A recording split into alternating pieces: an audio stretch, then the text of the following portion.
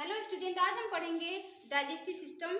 इसमें सबसे पहले हम पढ़ेंगे कि जैसे मान लीजिए जो हम भोजन लेते हैं वो क्या होता है, वो जटिल होता है।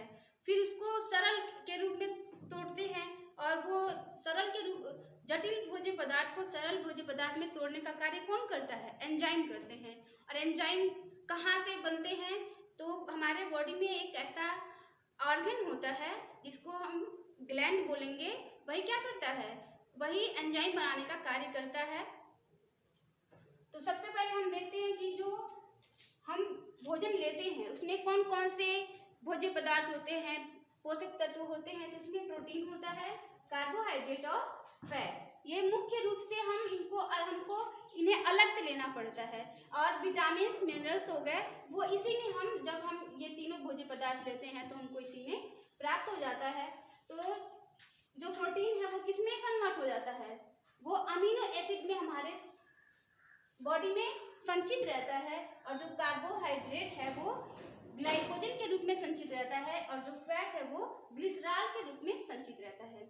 जैसे मान लीजिए अगर हम कार्बोहाइड्रेट की मात्रा अधिक लेते हैं तो जो हमारा बॉडी है उतना उसका यूज नहीं कर पाता है, तो क्या होता है, वो ग्लाइकोजन के रूप में संचित रहता है। और जब हम भोज्य पदार्थ नहीं ले पाते हैं, जैसे आप फास्ट रहते हैं तो क्या होता है, उस समय आप भोज्य पदार्थ तो लेते नहीं है, फिर भी ऐसा तो नहीं होता है कि आप जिस दिन फास्ट है उस दिन बैठे रहेंगे, उस दिन कोई कार्य नहीं करेंगे।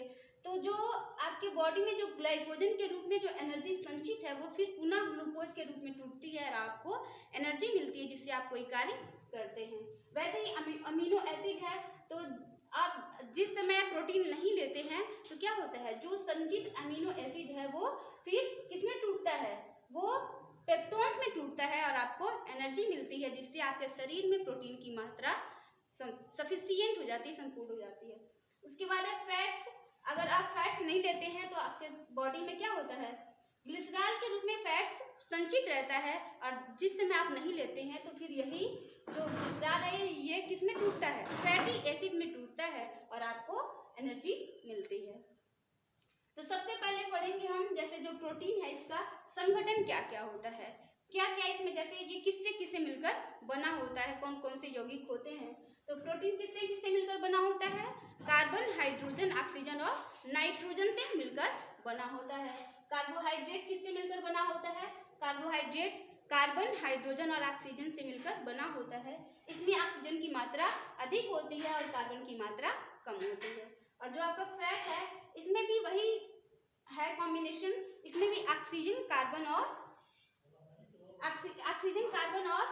हाइड्रोजन की मात्रा होती है, लेकिन इसमें ऑक्सीजन की मात्रा कम होती है और कार्बन की मात्रा अधिक होती है। तो जैसे आप भोज्य पदार्थ लेते हैं तो वो क्या होता है, वो गरिष्ठ होता है, तो वो उसको हम क्या करते हैं, सरल रूप में तोड़ते हैं और वो तोड़ने का कार्य कौन करता है, एंजाइम करता है। तो एंजाइम किससे सिक्रीट होता है, हम जानते हैं एंजाइम ऐसा मतलब हमारे शरीर का ऐसा अंग जो जूस और एंजाइम और हार्मोन स्रावित करता हो, वही क्या कहलाता है, ग्लैंड्स कहलाते हैं। जैसे यकृत हो गया और पेनक्रियास हो गया, ये हमारे शरीर में दो ग्लैंड्स होते हैं मुख्य रूप से, और वो क्या करते हैं, वो जूस सिक्रीट करते हैं, एंजाइम सिक्रीट करते हैं और हार्मोन सिक्रीट करते हैं। इसके बाद हम पढ़ेंगे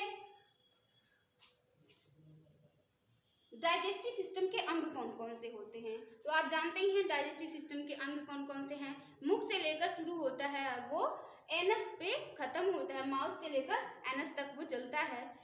तो सबसे पहले अगर हम माउथ पढ़ेंगे तो माउथ में क्या क्या होता है, जैसे माउथ में आपका टीथ होता है, टंग होता है, फिर उसके बाद आप गला के बारे में पढ़ेंगे, ग्रसनी के बारे में पढ़ेंगे। तो सबसे पहले हम क्या पढ़ते हैं, टीथ के बारे में पढ़ते हैं।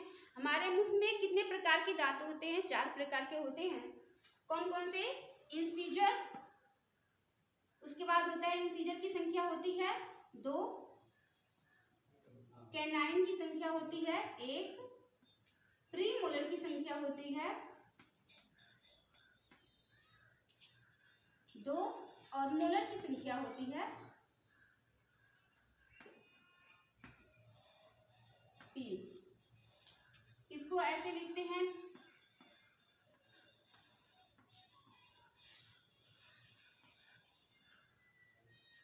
हमारे मुख में 4 प्रकार के दांत होते हैं, इंसीजर, कैनाइन, प्री मोलर और मोलर। जैसे जो आपके जो आगे चौड़े वाले दांत होंगे वो कौन से होते हैं, वो इंसीजर होते हैं, कृंतक उनको बोला जाता है, और कैनाइन को रदनक बोला जाता है। कृंतक दांत जैसे आप फ्रूट्स वगैरह काटते हैं, एप्पल वगैरह काट के खाते हैं तो वो कृंतक दांत होते हैं, और जो रदनक दांत होता है वो चीरने का काम करता है। और जैसे जो रदनक दांत होते हैं वो जो कार्निवोरस एनिमल्स होते हैं, मांसाहारी जंतु होते हैं, उनमें थोड़ा और बड़े होते हैं ताकि वो मांस को अच्छे से खा सके। उसके बाद प्री मोलर होता है। प्री मोलर क्या करता है, फूड पार्टिकल्स को छोटे छोटे पार्ट में करने का, छोटा छोटा पार्ट करता है। और जो मोलर होते हैं वो ग्राइंडिंग, फूड को ग्राइंडिंग करने का कार्य करते हैं, वो फूड को पीसने का कार्य करते हैं। हम लोगों ने पढ़ा कि दांत कितने प्रकार के होते हैं, 4 प्रकार के होते हैं, इसका कार्य भी पढ़ चुके। इसके बाद हम टंग के बारे में पढ़ेंगे। जीभ। जीभ क्या है, जीभ हमारा एक संवेदी अंग है। हम यहाँ पे एक छोटा सा चित्र बना लेते हैं जीभ का। संवेदी अंग है, ये क्या करता है, जीभ पे क्या होते हैं, टेस्ट बर्ड्स होते हैं, स्वाद कलिकाएं होती हैं।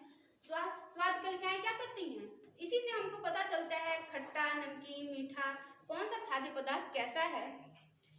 तो जो यहाँ पे जो हमारा टंग पे जो आगे वाला पोर्शन है, यहाँ पे जो कलिकाएं होती हैं, इससे हमको मीठा का, स्वीट का पता चलता है।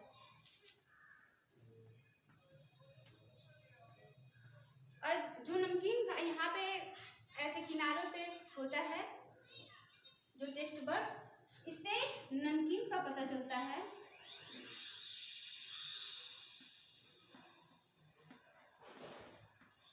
और इसके बाद वाला जो पार्ट होता है, इससे खट्टा का पता चलता है।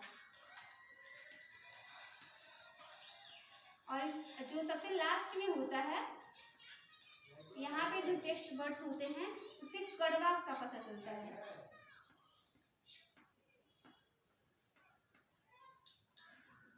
ये हमारा जीभ है, और इसमें 4 टेस्ट बर्ड्स होते हैं, मीठा, नमकीन, खट्टा और कड़वा। अगर मान लीजिए एक ऐसी बीमारी होती है डाइजेसिया, उसका नाम है, जिसमें किसी भी, जैसे हम कुछ भी खाएंगे नमकीन, खट्टा, कड़वा, तो उसका पता नहीं चलेगा, उसको डाइजेसिया बोलते हैं। इसके बाद हम पढ़ेंगे, जैसे हमारे मुख में, जैसे ही हम भोजन को मुख में लेते हैं, उसके बाद क्या होता है, भोजन को ग्राइंडिंग करते हैं, पीसते हैं। पीसने के बाद क्या होता है, हमारे मुख में लार बनने लगता है। लार कहाँ से बनता है, हमारे मुख में 3 जोड़ी लार ग्रंथियां होती हैं, पैरोटिड, सब मैंडिबुलर और सब मैक्सिलरी।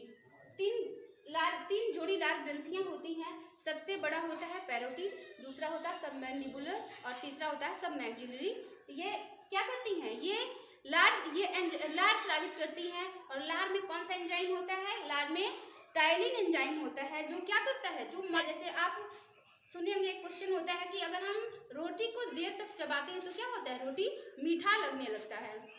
तो उससे क्या होता है, जैसे जो माल्टोज है वो शर्करा में कन्वर्ट हो जाता है, जिससे जो भोज्य पदार्थ है, जो कार्बोज आप लिए हैं, वो मीठा लगने लगता है। उसके बाद क्या करता है, जो टाइलिन होता है वो जो फूड होता है उसको और सॉफ्ट बना लेता है, जिससे वो आसानी से सरकता हुआ ग्रास नली में से सरकता हुआ वो अमाशय में चला जाता है। उसके बाद अमाशय में क्या होता है, अमाशय में कई प्रकार के एंजाइम होते हैं। जो अमाशय की ग्रंथियां होती हैं वो क्या करती हैं, जूस स्रावित करती हैं। और उस जूस में क्या होते हैं, उस जूस में जैसे आप जो अमाशय की ग्रंथियां होती हैं वो जूस स्रावित करती हैं, उसमें HCl होता है, और कुछ एंजाइम होते हैं जो क्या करते हैं,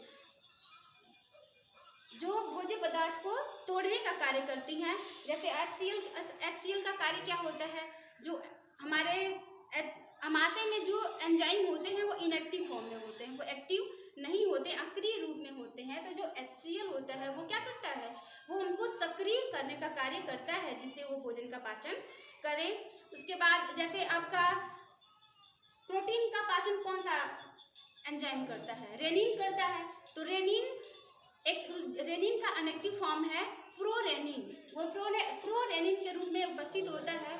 फिर जो HCl होता है उसको रेनिन के रूप में कन्वर्ट कर देता है, जिससे प्रोटीन का पाचन आसानी से हो जाता है। और उसी तरह एक और एंजाइम होता है, जैसे आप सुने होंगे कि दूध में कौन सा एंजाइम होता है, भोजन का पाचन कौन करता है?